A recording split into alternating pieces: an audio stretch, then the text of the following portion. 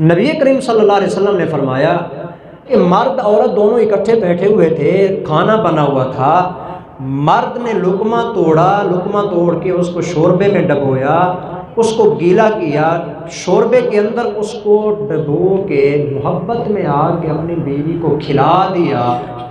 وہ اس کو دیکھ کر یہ اس کو دیکھ کے مسکرا پڑے۔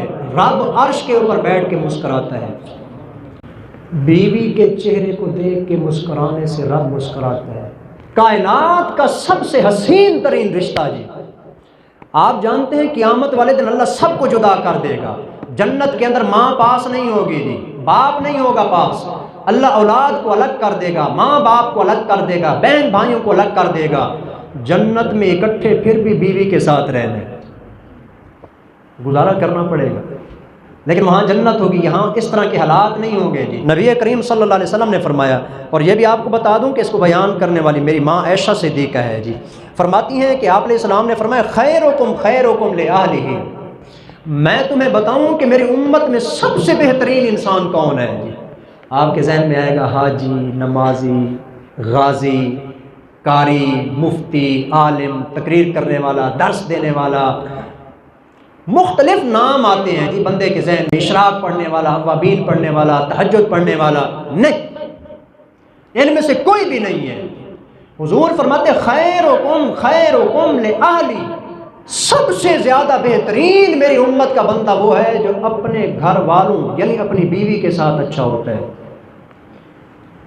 سب سے بہترین اچھا انسان وہ ہے جی میری امت کا جو اپنے گھر والوں کے ساتھ سب سے زیادہ بہتر ہوتا ہے۔ آپ فرماتے ہیں میں یہ صرف تمہیں نہیں کہہ رہا، وَأَنَا خَيْرُكُمْ لِأَهْلِي، اور میں محمد پوری دنیا میں سب سے زیادہ اپنی بیویوں کے ساتھ اچھا ہوں۔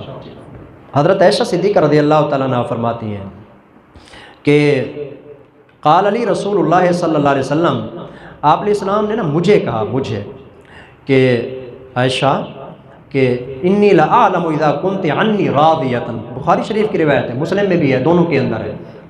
عائشہ جب تو میرے سے راضی اور خوش ہوتی ہے نا مجھے پھر بھی پتہ چل جاتا ہے، وَإِذَا كُنْتِ عَلَيَّ غَضْبًا، اور جب تو میرے اوپر کبھی کبھی ناراض ہوتی ہے نا پتہ پھر بھی مجھے چل جاتا ہے۔ سن رہے، پیغمبر ہے، پیغمبر امام الانبیاء ہے، اس کے باوجود کبھی کبھی بیوی اس پہ بھی ناراض ہو جاتی ہے۔ نبی ہیں، پیغمبر ہیں، اس کے باوجود نبی کریم صلی اللہ علیہ وسلم عائشہ صدیقہ سے فرماتے ہیں عائشہ جب کبھی کبھی تو ناراض ہوتی ہے نا تو مجھے پتہ چل جاتا ہے۔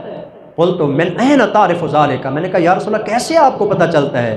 آپ نے فرمایا اذا کنت انی راضیۃ، جب تم مجھ سے خوش ہوتی ہے نا فإنک تقولین لا ورب محمد، تو قسم کھاتے ہوئے کہتی ہے کہ مجھے محمد کے رب کی قسم ہے، میرا نام لیتی ہے۔ وَإِذَا كُنْتِ عَلَيَّ غَضْبًا، اور جب تو کبھی کبھی ناراض ہوتی ہے نا قلتی، تو کہتی ہے لا ورب ابراہیم، مجھے ابراہیم کے رب کی قسم ہے، انداز بدل دیتی ہے، تو نا میرا نام نہیں ابراہیم کا نام لیتی ہے۔ اماں جی فرماتی ہیں قلت اجل یا واللہ یا رسول اللہ ما اہجر الا اسمک، یا رسول اللہ مجھے اللہ کی ذات کی قسم ہے دل میں محبت پہلے سے بھی زیادہ ہوتی ہے، میں صرف آپ کا نام ہی تو چھوڑتی ہوں، صرف آپ کا نام چھوڑتی ہوں، باقی محبت آپ کے ساتھ بالکل وہی والی ہوتی ہے جی۔ تو اس لیے بتانے کی بات یہ ہے کہ بیوی کبھی کبھی ناراض ہو جاتی ہے، یار وہ بھی تو ایک انسان نہیں ہے یا نہیں ہے؟ انسان ہے، میں کہہ رہا ہوں انسان ہے، اللہ نے قرآن میں ان کو انسان قرار دی ہے کہ تمہاری جنس میں سے ہیں جو تمہاری بیوی ہم نے بنائی ہیں۔ نبی کریم صلی اللہ علیہ وسلم کی عادت مبارکہ یہ ہے، حضرت عائشہ صدیقہ رضی اللہ تعالیٰ عنہ فرماتی ہیں کہ ایک دن بخاری شریف کے اندر روایت ہے کنت العب بالبنات عند النبی صلی اللہ علیہ وسلم، چھوٹی تھی جب شادی ہوئی ہے حضرت عائشہ صدیقہ کی، فرماتی ہیں میں گڑیوں کے ساتھ کھیلا کرتی تھی، وکان علی صواحب یلعبن معی، میری سہیلیاں تھیں جو میرے ساتھ آ کے نا گڑیاں کھیلتی تھیں نبی کریم صلی اللہ علیہ وسلم کے گھر میں اور شادی کے بعد، نبی کریم صلی اللہ علیہ وسلم کے گھر میں اور شادی کے بعد۔ کبھی کبھی ایسا ہوتا ہم اپنی سہیلیاں بیٹھی گڑیاں کھیل رہی ہوتی تھی نا، اتنے میں اللہ کے پیغمبر آ جاتے، فکان رسول اللہ صلی اللہ علیہ وسلم اذا دخل، جب حضور اندر آتے ينقمعن منه، تو وہ جتنی بھی بچیاں ہوتی نا وہ جلدی سے نا چھپ جاتی ادھر ادھر جی، میری سہیلیاں کہ حضور آ گئے جی. فیسربہن الی، آپ اپنے دونوں یوں بازو کرتے جی، ان تمام بچیوں کو ارد گرد سے اکٹھا کرتے اور آپ ان سب کو میرے پاس لے آتے. فیلعبن معی، اور فرماتے کہ ڈرنے کی ضرورت نہیں، یہاں بیٹھ کے میرے سامنے بھی عائشہ کے ساتھ گڑیاں کھیلتی رہو. کتنا اچھا اخلاق ہے آپ نے اسلام کا. یہ حدیث ہے.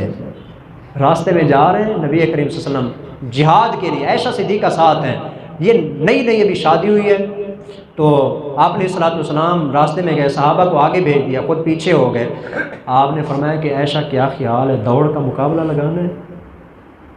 بیوی کے ساتھ دوڑ کا مقابلہ، بیوی کے ساتھ، اور کوئی عام بندہ نہیں، امام الانبیاء ہے. اپنے حالات بھی آج ہم دیکھ لیں جی. ہاں لگاتی ہوں. فرماتی ہیں کہ حضور اور میرا دوڑ کا مقابلہ ہوا، میں ہلکی پھلکی تھی، حضور ذرا بھاری جسم کے تھے، عمر زیادہ تھی، 53 سال تھی آپ علیہ السلام کی عمر جب آپ علیہ السلام کی حضرت عائشہ سے شادی ہوئی ہے، 53 سال جی. اس وقت عائشہ صدیقہ کی عمر ہے 9 سال جی. تو ظاہر بات ہے ہلکی پھلکی بچی ہے. فرماتی ہیں کہ میں ہلکی پھلکی بچی تھی، حضور ذرا بڑی عمر کے تھے، میں دوڑی تو حضور سے آگے نکل گئی. آپ علیہ السلام نے ہار مانی جی، عائشہ جیت گئی ہے. فرماتی ہیں کچھ عرصہ گزرا، جیسے عورتوں کی عام روٹین ہے، شادی کے بعد ذرا پھر موٹی ہو ہی جاتی ہیں، وجود بھاری ہو گیا. پھر کسی دن ہم سفر میں تھے، آپ نے فرمایا کہ عائشہ پھر پروگرام ہے مقابلے کا. میں نے کہا بالکل ہے جی، میں تو پہلے پہ بھولی ہوئی تھی. فرماتی میرا وجود بھاری ہو گیا تھا، آپ علیہ السلام کے ساتھ دوڑ کا مقابلہ ہوا، حضور مجھ سے آگے نکل گئے. آپ نے فرمایا کہ یہ پہلے مقابلے کے ساتھ برابری ہو گئی، پہلے آپ جیت گئی تھی، آج میں جیتا ہوں. یہ بیوی کے ساتھ اچھا سلوک ہے، پیار ہے، محبت ہے. باقی عورتوں کے بارے میں بھی بہت ساری باتیں ہیں جو اس کے اندر آ رہی ہیں جی. ایک سنا دیتا ہوں کہ ہو سکتا ہے آپ بھی جا کے ان کو یہ سنا دیں کہ ساری آپ اپنے خلاف ہی لے کے نہ جائیں، کچھ اپنے حق میں بھی لے کے جائیں جی. نبی کریم صلی اللہ علیہ وسلم نے فرمایا صرف 3 کام ہیں، 3 کام عورت کر لے جی.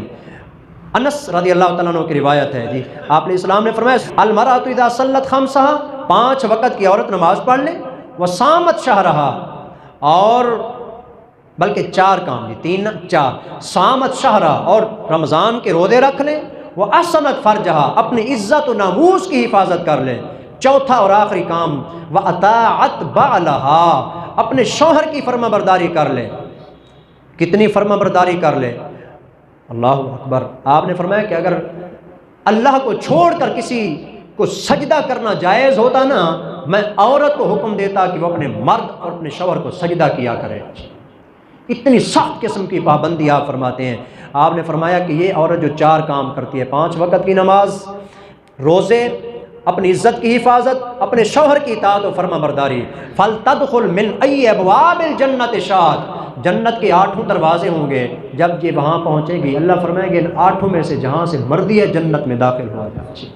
لیکن اس کے لیے شوہر کی اطاعت ضروری ہے جی، اس کے بغیر نہیں. یہ بات میں نے کیوں ذکر کی ہے جی؟ صرف اس لیے ذکر کی ہے کہ بدلے یار معاشرے کو جی، ہر بندہ بدلے جی، چھوڑ دیں انا کو جی. کب تک بندہ جو ہے نا جھگڑتا رہے گا، کب تک لڑتا رہے گا؟ پھر ان دونوں میں سے جب ایک چلا جاتا ہے دنیا چھوڑ کے نا، اس وقت سمجھ آتی ہے ہی تے ویسے اچھی، زندگی میں کوئی نہیں سمجھ آتی کہ وہ اچھی تھی جی. جانے کے بعد اس کی جو ہے نا اچھائیاں یاد آتی ہیں، اس میں یہ بھی کمال تھا، اس میں یہ بھی کمال تھا، اس میں یہ بھی کمال تھا. اور جب زندگی ہوتی ہے اس کے اندر یہ بھی عیب ہے، اس میں یہ بھی عیب ہے، اس میں یہ بھی عیب ہے. آخری ایک حدیث کا مفہوم بتا کے بات کو ختم کرتا ہوں جی. اگر میاں بیوی آپس میں لڑے ہوئے ہیں نا، ایک دوسرے کے ساتھ بول چال نہیں ہے، یا ناراضگی چل رہی ہے ایک دوسرے کے بارے میں، صرف لیلۃ القدر کی بات نہیں ہے، پوری زندگی جو عبادت کرتے رہیں گے ان دونوں کی کوئی عبادت قبول نہیں ہوگی. لیکن اس میں دیکھا یہ جائے گا قصور کس کا ہے جی. عورت کا قصور ہے. حضور نے فرمایا کہ اگر مرد ایک رات صرف اس کے اوپر ناراض ہو کے سو جاتا ہے جی، پوری رات اللہ کے فرشتے اس کے اوپر لعنت کرتے ہیں.